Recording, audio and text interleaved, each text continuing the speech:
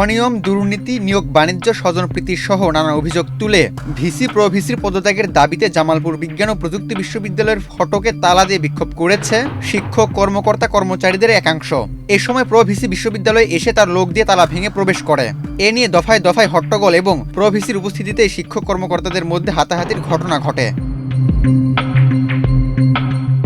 ডিপিপির নামে দুর্নীতি ও কালক্ষেপণ, নিয়োগ বাণিজ্য, স্বজনপ্রীতি, বৈষম্য সৃষ্টি, তড়িঘড়ি করে সিন্ডিকেট করা একাধিক অভিযোগে জামালপুর বিজ্ঞান ও প্রযুক্তি বিশ্ববিদ্যালয়ের VC professor doctor Mohammad Rokonuzzaman এবং pro VC professor doctor Mohammad Mosharraf হোসেনের পদত্যাগের দাবিতে 15 ফেব্রুয়ারি রোববার বিশ্ববিদ্যালয়ের ফটকে তালা দিয়ে বিক্ষোভ করে শিক্ষক, কর্মকর্তা, কর্মচারীরা।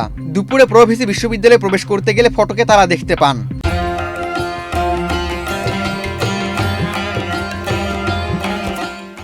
পরে তার নির্দেশে তার অনুসারীরা তালা ভেঙে বিশ্ববিদ্যালয়ে প্রবেশ করে।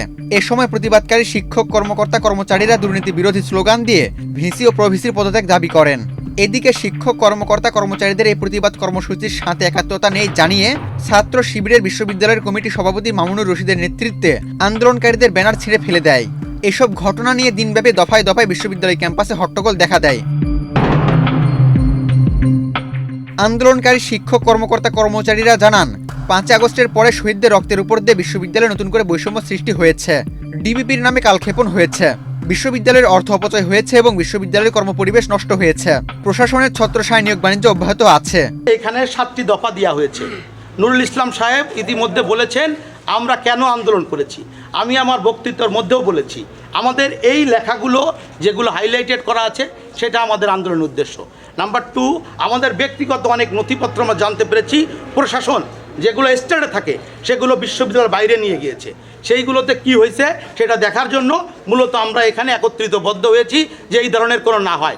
এবং এই প্রশাসন যে বৈষম্য করেছে, আমাদের প্রতি যে অবিচার করেছে, আমাদের প্রতি যে অপরাধ করেছে, আমাদেরকে ডিপিপির নামে দীর্ঘদিন ধরে যে ঘুরিয়েছে, যে ধরনের বিশ্ববিদ্যালয়ের আর্থিক সমস্যা সংকট তৈরি করেছে, সেগুলো নিরসনের জন্য একটি সুষ্ঠু, সুন্দর, ন্যায়, নীতিহীন, নীতিযুক্ত আমরা একটি প্রশাসনকে চাওয়ার জন্য আমরা এখানে দাঁড়িয়েছি। এখানে যারা আমরা এসেছি আমরা সব বৈষম্যের শিকার।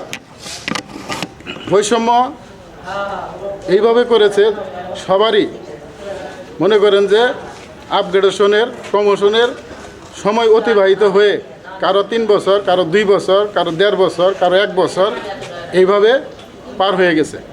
আমরা প্রশাসনের কাছে বারবার ধর্ণা দেওয়ার পরেও, জানানোর পরেও প্রশাসন আমাদের কোনো ব্যবস্থা নেয় নাই, কিন্তু আমাদেরকে বৈষম্যের কোনো কাজ করে নাই।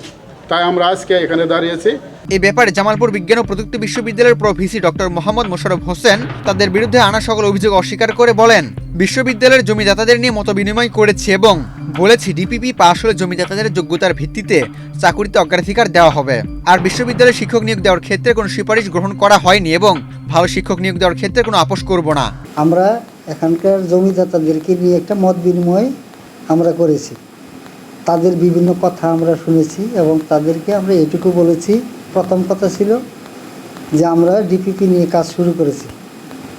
যদি আমরা সফল হই, সর্বপ্রথম যারা এখানে দাতা তাদের যে ন্যায্য অধিকার সেটা আমরা আগে তাদের হাতে বুঝিয়ে দেব।